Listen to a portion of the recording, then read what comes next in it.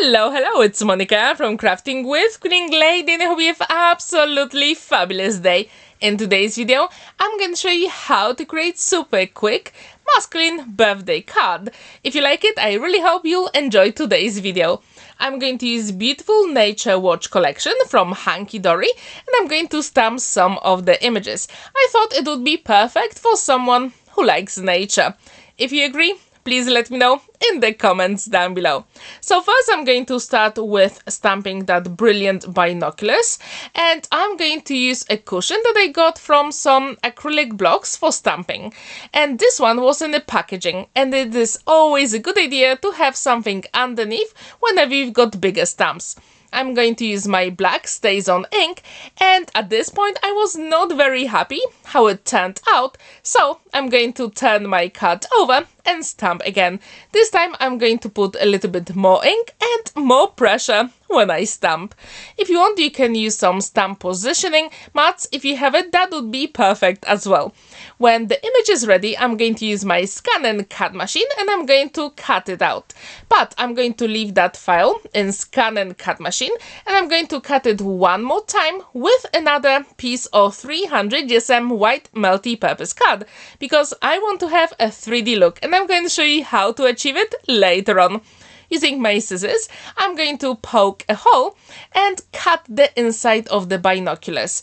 And this way, we are going to have a beautiful 3D look when we add some foam adhesive. So that is the trick you can use with your stamps as well. I wonder, have you ever created a card for someone who likes nature? If you have, did you use your stamps or cutting dies? I'm really curious, so please let me know in the comments down below. When this is ready, I need to decorate the whole thing. And to do it, I decided to stamp some of the images from that beautiful nature watch collection, and I decided to stamp that beautiful squirrel and a bunny. But this time, instead of using Stays On ink, I'm going to use black waterproof ink from Spectrum Noir. The reason behind it is I really want to use some zig markers, which are watercolor markers. And whenever you use aqua markers or watercolor markers, you need a waterproof ink. And for me, from my experience, this one is the best. Again, I've got that cushion underneath, so I've got a really beautiful image. But if you want, you can also use your stamp positioning platforms if you have them. When this is ready, it is time to beautifully decorate and color in the images. As I said, I'm going to use my zig markers, and I've got a small collection here. On the left, I've got a jar with water, and I'm going to use wet paintbrush to spread the colors around. Whenever you use any alcohol markers or watercolor markers, you really want a beautiful blend. To achieve it with watercolor markers or aqua markers, you have to make sure that the areas next to each other, they have to dry completely. At some point, you will see that I actually messed it up with a squirrel's head, but I'm going to show you how to fix it. So I'm going to start with the sky and I'm going to leave it to dry. Now I started decorating or coloring that beautiful squirrel, and I'm starting with brown and then adding a little bit of orange. I will have that beautiful color variation on the animal, and using my wet paintbrush, I'm just going to spread it around. And at this point, I had a little bit too much water on my paintbrush, so I'm going to leave it to dry. And when I add some green, then I'm going to fix it with a piece of tissue. So do not worry, if you make a mistake, you can always save it with a little bit of tissue to lift the color off. Super quick and easy. Now it is time to decorate the bushes and the green areas around the animals. And you can use, as you can see here, a little bit of tissue to fix it. But what's really good about any aqua markers or watercolor markers, whenever you use two colors, they blend beautifully with a wet paintbrush. And then you've got more organic look. And I do encourage you to do exactly the same with your projects. I also wonder, what is your favorite wildlife animal? Please let me know in the comments down below. As you can see, this project is pretty quick to create. All you have to do is to stamp some animals, color them in, and if you want, you can actually fussy cut them or you can use your ScanNCut or Cricut machine. If you're interested in any of the products I use in today's video, I left the names and also some links in the description down below. At the moment, Craftstash has a really good deal on ScanNCut machine, so yes, you can check that one in the description down below. When this is ready, we are going to add a few more colors on the animals for extra interest and dimension. So here I'm fixing the squirrel's head using a little bit more brown and a little bit of darker colors for the nose. To color in the binoculars, I'm going to use a little bit of black and a little bit of gray. And as you can see, that gray zig marker actually moves the black to create very beautiful shadows. Sometimes we really want that 3D look, and that is the easiest way to achieve it. You can also use a wet paintbrush, but you'll have diluted color. Now I'm going to use my scoring board, and using my ScanNCut machine, I cut number 70 twice. It is exactly the same, and I'm going to create a top flap. So this cut is going to open at the top. I think this is the easiest way to create shaped cards. If you agree, please let me know in the comments down below. I'm using my one and only liquid glue, magic glue, to assemble those two elements together. And now it is time to actually decorate the whole number. So far we've got that focal element that we're going to use at the very end. So I've got another 70, which is slightly smaller than our cut base, and I'm going to use my Distress Oxide ink in Lucky Clover color. Using my ink blending tool, I'm going to add that color just on the edges for extra interest. If you like that technique and if you use it, please let me know what is your favorite ink blending tool. This one is from Noir, but if you have a different favorite, please let me know in the comments down below. Using Forest Collection from Thoughtful Studio, I created that 7 and 0. As you can see, I also cut some leaves inside using my ScanNCut machine. At this point, I thought I really like it, but that white background is just too white. So using my ink blending tool, I'm going to use that Lucky Clover color and I'm going to add that underneath.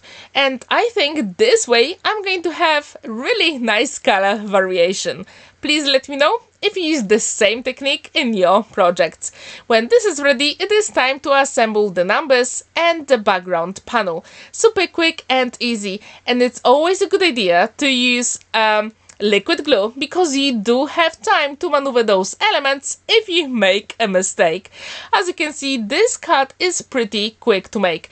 The longest time for this cut, it took me to choose the font on design on the canvas workspace for number 70. That was literally the longest way.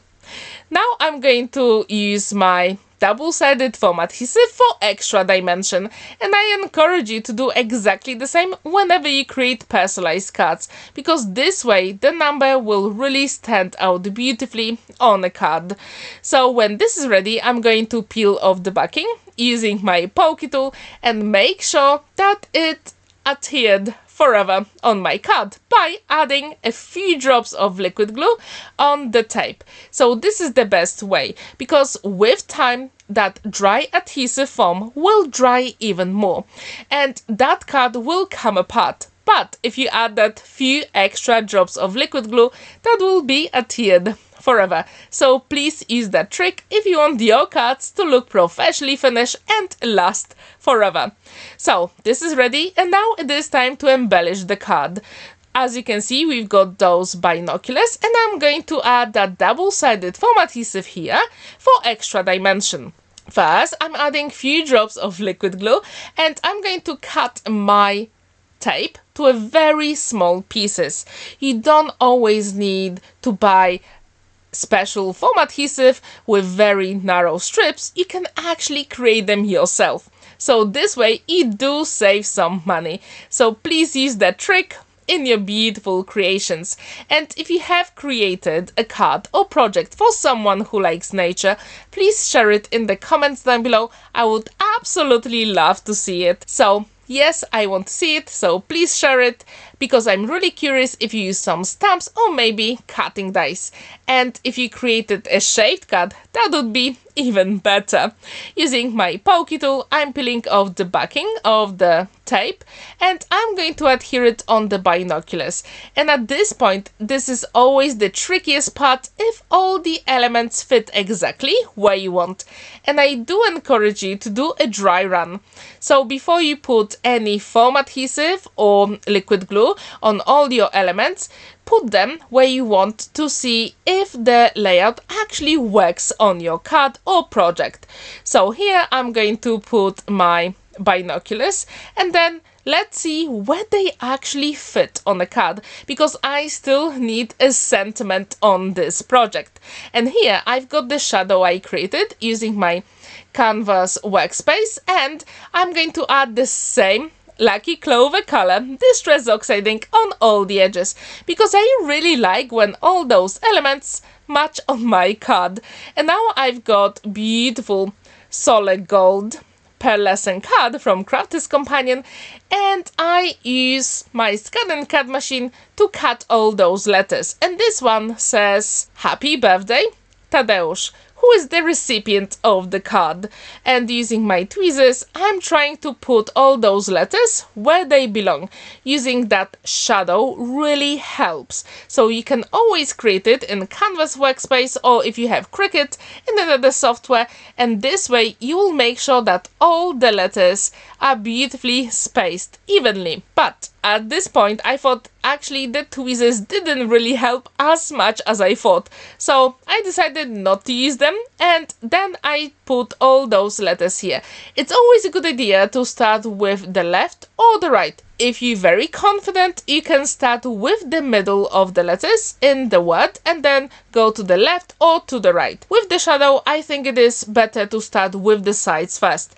However, if you have a better trick, please let me know in the comments down below.